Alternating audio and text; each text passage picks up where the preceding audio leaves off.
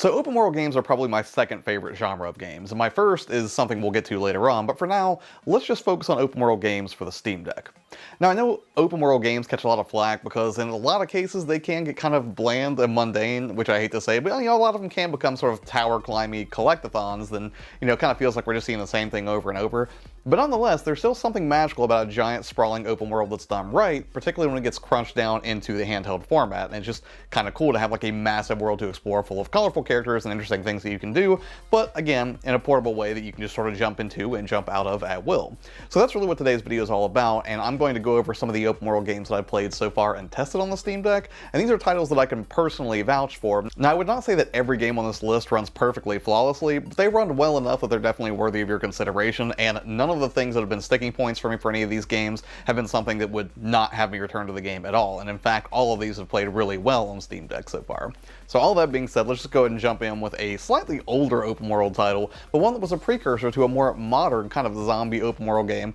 and that would be Dead Island. Now to be fair, prior to loading this up on the Steam Deck to check it out, I had not played Dead Island in probably a decade, but it still holds up really well, and as a slightly older title, it also maintains a really solid frame rate. At least in those opening hours that I've worked through so far, it seems to maintain a pretty solid 60, occasionally dipping into like the mid-50s I would say, but for the most part it runs perfectly fine. Meaning it does a really good job of hitting that sweet spot between graphics and performance. Now to be fair, these graphics are again a decade old at this point, so I wouldn't expect anything really over the top in the visuals department, but it's incredibly competent, and I just really like the premise to begin with, right? We've seen tons of zombie games that focus on a zombie apocalypse, but we don't always see one that actually takes place in a tropical setting, which I always thought was a really unique offering for Dead Island. And since I'm a huge horror fan and summer is right around the corner, it seemed like a natural fit to go ahead and try this out, and it runs wonderfully. But if you've ever played Dying Light or the more recently released Dying Light 2, and you're somebody who is actually familiar with that zombie melee combat that they have done so well, this was like the beginning of that, right? The precursor of sorts that actually opened the doors for Dying Light to come to fruition.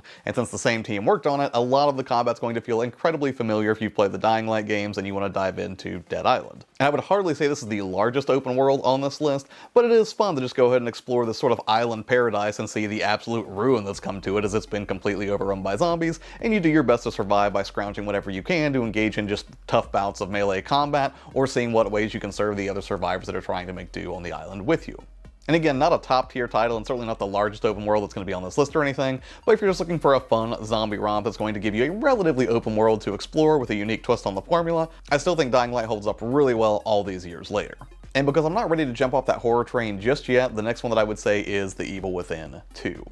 Now this is a verified title on the Steam Deck, so it should run pretty smoothly for you. Now I will say, because it is a more recently released game than Dead Island was, as a game that came out closer to I think 2017 or 2018 I want to say that The Evil Within 2 came out, obviously the graphics are going to be much better, and in turn the frame rate is not going to be as smooth. You're not going to get like a 60 FPS experience here, but I was pretty consistently getting between 40 and 50 frames per second, and that didn't drag the experience down for me at all. And one of the things that I really like about The Evil Within 2 is it is sort of an oddity when it comes to horror. It's rare to see any horror game really take an open world approach. Normally you have a very linear, very confined experience that, aptly builds dread and can allow for like scripted jump scares and all that. And I'm not going to say there aren't any jump scares in The Evil Within 2, there definitely are, but I think it does a really good job of not only providing an open world, but also making exploring that open world pretty creepy at all times. You might come across like roaming packs of monsters that you have to deal with, or you might have to explore some creepy interior environments if you want to explore and find some upgrades for Sebastian, or progress a particular side story, and it does a really good job of providing this sprawling environment that's still incredibly foreboding and sort of claustrophobic, despite the open nature that invites you to go ahead and explore every nook and cranny.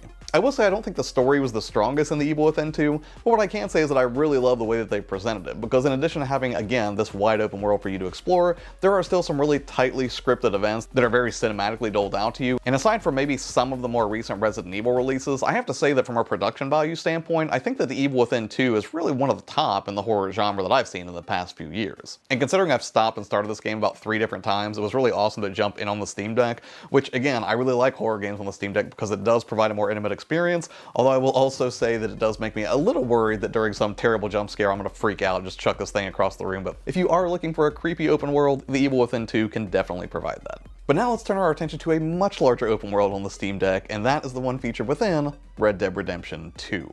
Now, Red Dead 2 is technically listed as unknown. It is not a verified game on the Steam Deck yet, but I'd seen that people were playing it over in the Steam Deck subreddit and figured I would go ahead and give it a shot. And I have to say, it runs really well. Now, it will not run very well for very long, sadly, because this is a much more graphically intensive game than the other entries on this list so far, but as long as you have a backup battery, you don't mind the fact that you're only going to be able to play for maybe an hour and a half, maybe 2 hours, depending on the settings that you choose. Red Dead 2 plays really great on the Steam Deck. My only real complaint with getting into it was actually fiddling with the Rockstar launcher and those hoops that you have to jump through to actually get it started, but after you do that and it finally loads in, it runs really well. Now, one of the things that was recommended was that you run the benchmark first to kind of get an idea of what settings you should modify for the Steam Deck. Now, I just left mine at the default and I was getting between 30 and 40 frames for the most part, but then I was able to play for about an hour, hour and a half smoothly. And I say smoothly because some people have reported that this game can lock up after an hour, hour and a half of play, which is probably the reason it's not verified on deck yet, but that hasn't been my personal experience. Now, granted, I'm only a couple of hours in at this point, so it might be that once you get to some of the more populated areas within Red Dead 2 that you're more likely to experience those lockups or performance problems, but to circumvent this, some players have reported that they were able to get around this by doing things like changing the version of Proton that was in use,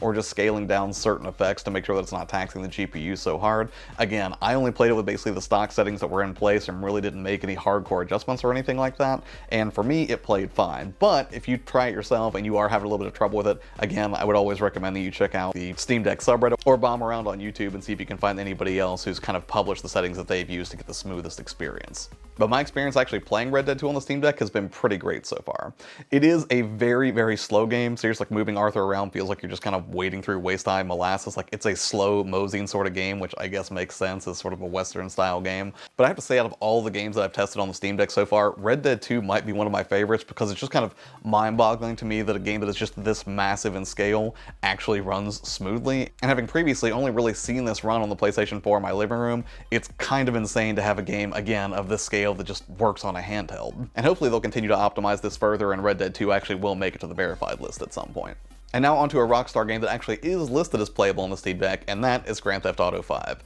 Yes, the open world crime game that has managed to span 3 console generations runs great on the Steam Deck. And like Red Dead 2, this was also a little bit clunky to get set up because you had to go through the Rockstar game launcher, and then I actually had to back out and copy my CD key, which was actually, I think, in your account settings in Steam, and then paste that in before it would let me actually launch the game. But after getting through that step and diving into the opening hours of Grand Theft Auto 5, I can say that it also plays really smoothly. True to its designation, it is a totally playable experience. So if you've ever wondered what it would be like to dive into just the massive world of GTA 5 just for a couple of quick missions while you're on the go, you can absolutely do that with the Steam Deck, and it runs great. Controlling all the on-screen action in GTA feels really smooth, everything behaves exactly as you would expect, and it's really awesome to explore a world that is this massive with a just, incredible amount of, side activities and things that you can take on, which I would expect no less from Rockstar. And finally, the game that actually does hit my 2 favorite genres at the same time, open world and Souls-like, and that is Elden Ring. So personally, I've put about 300 hours into Elden Ring across 2 different platforms, about 5 different characters. So this was the 3rd time that I bought Elden Ring, and I think I have a fair bit of experience with the PS5 version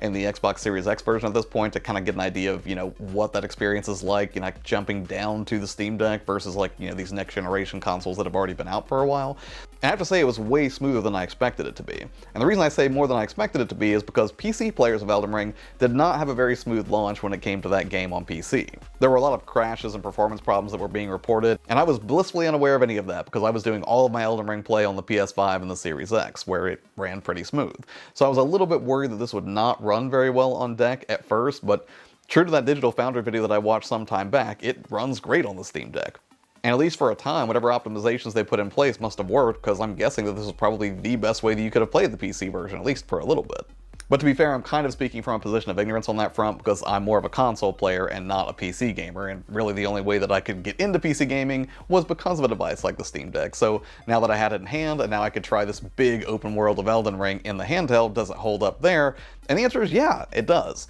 The only thing that's kind of disappointing is the text is really small, and I don't see a way in the interface you can bump it up, but it's not unreadable, it's just smaller than what I'm used to whenever I'm, playing it on the PlayStation 5 or something like that. And I gotta say, I love that the Steam Deck has built-in rear panels because there's no game that causes me to claw grip my controller harder than a Souls-like, because I'm constantly trying to make sure that I have my thumbs on the sticks and that I can still maintain camera control while I'm, dashing around, dodging enemy attacks, and doing my best just to survive. So in that way, sort of natively out of the gate from a control perspective, I think Elden Ring actually plays best on the Steam Deck in that regard. Assuming you don't have, like a fancier controller like a Scuff or something like that that will, give you rear paddles in the same way. And graphically, artistically speaking anyways, Elden Ring is a very pretty game. Technically speaking, I would not say it's the most taxing game that I played on the system yet. I was generally getting 30 to 40 frames, although one of the things that I noticed was whenever you have like large roaming groups of enemies that you tend to run across in the wild in Elden Ring, then I would see it drop occasionally down to like 20, 25 frames, which was not very encouraging, but by and large those moments were few and far between, and it did not stop me from enjoying the primary draw of Elden Ring, which is of course the boss battles, which played great. And again, thanks to those rear paddles,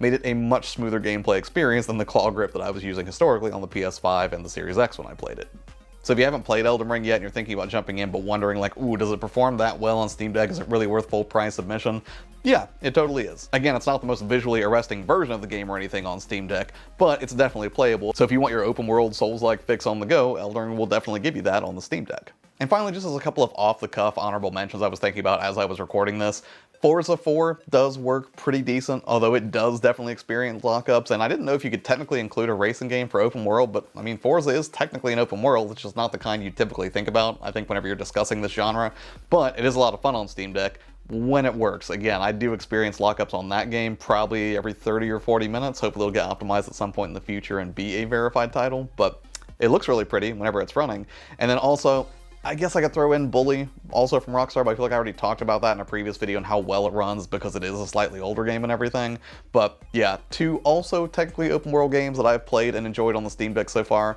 I will probably dive into more as time goes on, but hey, what about you? Are there any open world games that you would recommend? If so, let me know in the comments below. As always, thanks for taking the time to watch the videos, it really means a lot to me. Have an amazing day, and I'll see you on the next one.